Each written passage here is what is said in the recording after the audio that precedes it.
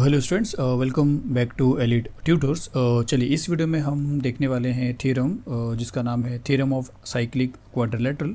और board exam point of view से ये भी इम्पोर्टेंट थ्योरम है। तो चलिए अगर ये थ्योरम देखेंगे तो आपको टेक्स्ट बुक में आपके पेज नंबर 68 पे मिलेगा। और जो एक एक्टिविटी जैसा दिख रहा है, तो आप याद रखिए ये बोर्ड एग्जाम एक्टिविटी टाइप में भी आ सकता है और डायरेक्टली जैसा नॉर्मल टाइप है, जैसे मैंने आपको बताया था कि prove that opposite angles of a cyclic quadrilaterals are supplementary, ऐसा भी करके आ सकता है।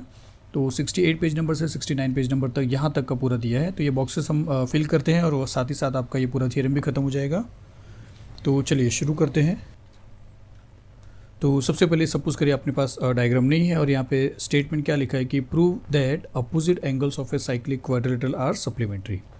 तो आपको क्या बोला है कि प्रूव करें कि अपोजिट एंगल जो है साइक्लिक क्वाड्रिलेटरल के वो सप्लीमेंट्री है। तो सप्लीमेंट्री का मीनिंग कितना क्या है? 180 है। ये आपको समझना भी है, आपको मालूम भी होगा। कॉम्प्लीमेंट्री 90 है और सप्लीमेंट्री 180 है। तो यहाँ पे 180 होता है अपोजिट एंगल, ये प्रूव करना है आपको। और angles of a cyclic quadrilateral, तो साइक्लिक क्वाड्रिलेटरल आपको दिया है। तो साइक्लिक क्वाड्रिलेटरल में आपको दो चीज़ समझना पड़ेगा कि एक तो वो क्वाड्रिलेटरल रहेगा, चार साइड वाला फिगर, और वो साइक्लिक रहेगा मतलब सर्कल के अंदर बना हुआ रहेगा और उसके चारों वर्टेक्स जो है सर्कल को टच करेंगे। तो इतना रीड करने के बाद आपको डायग्राम मिल सकता है। तो आपको एक इस तरह सर्कल बनाना है जिसके अंदर एक क्वाड्रिलेटरल बनाना है जो जिसके सारे वर्टेक्स जो हैं सर्कल को टच करेंगे और उसी को बोला जाता है साइक्लिक क्वाड्रिलेटरल। तो ये आपको पहले बनाना है और फिर गिवन लिखना है। आपको पता है कि ये सब कुछ भी नहीं रहेगा अगर सिर्फ और सिर्फ थ्योरम पूछा रहेगा, सिर्फ और सिर्फ स्टेटमेंट पूछा रहेगा। और अगर एक्टिविटी दिया रहेगा तो ये सब कुछ रहेगा। तो आपको कोई फिक्र करने की ज़रूरत नहीं, सिर्फ बॉक्सेस को आपको फिल करना है। जैसे यहाँ पे हम शुरू कर रहे हैं। तो गिवन में आपके पास क्या है? गिवन में एक सर्कल है और उसके अंदर एक क्वाड्रिलेटरल है जिसका सारा वर्टेक्स जो है सर्कल को टच कर रहा है। मतलब ये जो क्वाड्रिलेटरल है वो एक साइक्लिक क्वाड्रिलेटरल है। और यहाँ पे अगर वो साइक्लिक दिया है, यहाँ पे क्वाड्रिलेटरल का सिंबल भी दिया है। तो जो चीज़ नहीं दिया वो इसका नाम नहीं दिया। तो आप यहाँ पे सिर्फ क्या लिखोगे? ABCD। तो गिवन में क्या बन जाएगा कि क्वाड्रिलेटरल ABCD इज़ साइक्लिक। तो ABCD क्या है? एक साइक्लिक क्वाड्रिलेटरल है। तो ये आपको गिवन है। टू प्रूव की बात करेंगे तो यहाँ पे क्या बोला कि opposite angles of a cyclic quadrilateral are supplementary. तो अपोजिट एंगल 180 डिग्री होते हैं प्लस करने पे। तो इस साइक्लिक क्वाड्रेट में अपोजिट एंगल कौन कौन सा है? ये दोनों है और ये दोनों है। तो A+C और D+B बोलिए, या A+C और B+D बोलिए। तो B+D दिया है कि B+D, तो B+D कितना होगा? सप्लीमेंट्री है तो 180 हो जाएगा। तो जो दूसरा बच रहा है वो है A+C। तो यहाँ पे A+C में C दिया है पर A नहीं दिया है, तो इसका मतलब यहाँ पे आ जाएगा A। तो ये आपका टू प्रूव होगा जहाँ पे आप ये बता रहे हो कि B+D 180 डिग्री और A+C 180 डिग्री है। ये आपको प्रूव करना है। अब किस तरह प्रूव करेंगे वो तो आपको मालूम है कि प्रूफ में शुरू होगा। तो देखिए प्रूफ में क्या लिखा है कि अर्क ABC is intercepted by the inscribed angle ADC। तो अर्क ABC, तो अर्क ABC ये अर्क है। देखिए ये जो अर्क है ABC is intercepted by the inscribed angle ADC। तो इंस्क्राइब्ड एंगल ADC ये एंगल है और इस एंगल के बीच में जो पोर्शन आता है सर्कल का वो इंटरसेप्टेड अर्क बोला जाता है। और इसके पीछे अगर आप ये देखोगे तो ये इंस्क्राइब्ड अर्क है इस एंगल के लिए। पर यहाँ पे जो इम्पोर्टेंट है वो इंटरसेप्टेड अर्क है, क्योंकि ये जो एंगल रहता है ये एंगल इंटरसेप्टेड अर्क का हाफ रहता है।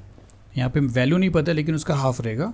तो यहाँ पे लिखा कि अर्क ABC is intercepted bye angle या इंस्क्राइब्ड एंगल ADC। और देयरफॉर क्या हो जाएगा? ये जो एंगल है उसका मेजर जो रहेगा इस अर्क का हाफ हो जाएगा। इसके लिए यहाँ पे जो ऑलरेडी लिखा है कि therefore angle ADC will be half of. तो हाफ ऑफ क्या रहेगा? हाफ ऑफ ये वाला अर्क जिसका नाम है अर्क ABC, जिसको आप लिखोगे मेजर अर्क ABC। और इसको करते हो आप कंडीशन नंबर 1। तो कंडीशन नंबर 1 में आपने क्या बताया कि angle ADC is half of अर्क ABC। फिर आगे क्या लिखा है कि similarly dash is an inscribed angle और इट इंटरसेप्ट्स अर्क ADC। तो सिमिलरली एक कोई एंगल ऐसा है जो इंस्क्राइब्ड है और वो ADC अर्क को इंटरसेप्ट कर रहा है। तो ADC अर्क ये है, देखिए यहाँ से लेके यहाँ तक। अगर पहले ABC ये था तो यहीं से आपने एंगल ड्रॉ किया था। तो अब अगर यहाँ से लेके यहाँ तक है तो इस अर्क को इंस्क्राइब्ड एंगल कौन सा रहेगा? वो ये रहेगा। तो ये जो एंगल है एंगल ABC उसने इस अर्क को इंटरसेप्ट किया है, अर्क ADC। तो आप बोल सकते हो similarly angle ABC is an inscribed angle और इट इंटरसेप्ट्स अर्क ADC। तो इस एंगल का ये इंटरसेप्टेड अर्क है, इसलिए ये जो एंगल है वो अब इसका हाफ हो जाएगा। और अभी हमने क्या बोला कि ये जो एंगल है वो इसका हाफ है।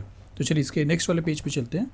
तो यहाँ पे हम बोल सकते हैं कि अब ये जो एंगल है एंगल ए बी सी, ये ए डी सी का हाफ हो जाएगा। तो यहाँ पे देखिए लिखा है कि therefore dash is half of अर्क मेजर अर्क ए डी सी, तो एंगल ए बी सी रहेगा। तो यहाँ पे आ जाएगा angle A B C is half of major arc A D सी। इसको इक्वेशन नंबर 2 करते हैं। अब दोनों इक्वेशन को समझिए। इक्वेशन नंबर 1 में आपने क्या किया है, इक्वेशन नंबर 1 में आपने बोला कि ए डी सी जो है वो हाफ है ये अर्क का, और इक्वेशन नंबर 2 में आप बता रहे हो कि ए बी सी जो है वो हाफ है इसका। तो अब यहाँ पे हो क्या रहा है, हम दोनों को प्लस कर रहे हैं, इक्वेशन नंबर 1 को और इक्वेशन नंबर 2 को प्लस कर रहे हैं। तो इक्वेशन नंबर 1 में ए डी सी था और इक्वेशन नंबर 2 में ए बी सी है। तो ए डी सी को अगर ए बी साथ प्लस करेंगे तो half of this plus half of this हो जाएगा। तो ए डी सी अगर ये दोनों साथ में होता, ऊपर नीचे लिखा होता तो आपको जल्दी समझ में आता था। इक्वेशन नंबर 1 को और इक्वेशन नंबर 2 को आप ऐड करिए। तो इक्वेशन नंबर 1 के लेफ्ट साइड में क्या है देखिए, और इक्वेशन नंबर 2 के लेफ्ट हैंड साइड में क्या है, ए बी सी। तो इसको इक्वेशन नंबर 1 के लेफ्ट साइड से प्लस करिए जिसमें ए डी सी है। तो ए डी सी को ए बी सी के साथ प्लस करेंगे। तो यहाँ पे ए डी सी दिया है तो यहाँ पे क्या आ जाएगा, ए बी सी। उसके बाद इसका राइट हैंड साइड और उसका राइट हैंड साइड प्लस होगा। तो इसका राइट हैंड साइड यहाँ पे दिया है देखिए, half of major arc A D सी। उसका राइट हैंड साइड क्या है, उसका राइट हैंड साइड देखिए क्या, half of major arc A B सी। तो half of major arc A B C plus equation number 2 का राइट हैंड साइड, मतलब ये। तो ये यहाँ पे दिया हुआ है। तो इक्वेशन नंबर 1 का जो राइट हैंड साइड है उसमें हाफ भी दिया है, तो अर्क मेजर अर्क ए बी सी आ जाएगा। अब इन दोनों में क्या हो रहा है कि हाफ और हाफ कॉमन है, तो हाफ आपने बाहर निकाला तो यहाँ पे बचेगा मेजर अर्क ए बी सी और यहाँ पे बचेगा मेजर अर्क ए डी सी। अब ए बी सी और ए डी सी को आप देखिए, ए बी सी यहाँ से लेके यहाँ तक है और ए डी सी यहाँ से लेके यहाँ तक है, और अगर दोनों को मिलाएंगे तो पूरा सर्कल बन जा रहा है। और पूरे सर्कल का मेजर कितना होता है, 360 होता है। तो ये हाफ सेम रहेगा और इन दोनों का मेजर ऐड करेंगे तो कितना होगा, 360। और यहाँ पे रीज़न लिखा हुआ है कि अर्क ए बी सी मतलब ये वाला अर्क एंड अर्क ए डी सी मतलब ये वाला अर्क कंस्टिट्यूट ए कंप्लीट सर्कल। ये दोनों मिला के एक पूरा सर्कल बना ले रहे हैं। तो पूरे सर्कल का मेजर कितना है, 360 डिग्री। तो हाफ इंटू 360 डिग्री आ जाएगा। अब हाफ इंटू 360 में आप इसको कैंसिल करेंगे तो 2 1 2, फिर 2 8 16 और 0, तो 180 आएगा। तो यहाँ पे आ जाएगा 180 डिग्री। तो आपने प्रूव क्या किया, आपने प्रूव किया एंगल ए डी सी मतलब D plus angle A B C मतलब बी। तो आपने angle D plus angle B prove कर दिया, कितना आ रहा है, 180 डिग्री। और एक और आपको प्रूव करना था angle A plus angle C 180। तो जिस तरह आपने ये दोनों और एंगल को लिया है, अब आप उसी तरह दूसरा एंगल लेके, जैसे ये एंगल और ये एंगल लेके आप बता सकते हो कि angle A plus angle C ये भी कितना हो जाएगा, 180 डिग्री। तो ये आपको अलग से फिर से प्रूव करने की ज़रूरत नहीं है। जिस तरह आपने ये पूरा काम किया है डी और बी के लिए आपने ये एंगल और ये एंगल लिया है। अब आपको अगर ए और सी चाहिए तो आप ये एंगल और ये एंगल ले सकते हो। देखिए सेम नहीं रहेगा, सेम नहीं रहेगा। तो ये दोनों को आप लेके बता सकते हो कि angle A plus angle C 180 है। जो आपको करना नहीं है स्टूडेंट्स, आपको सिर्फ एक ही बताना है और आपको सिर्फ लिखना है कि similarly we can prove angle A plus angle C is equal to 180 degree. तो ये बोर्ड एग्जाम के लिए भी मोस्ट इंपॉर्टेंट है, इसको प्रैक्टिस करिए। चलिए मिलते हैं नेक्स्ट वीडियो में। Thank you very much.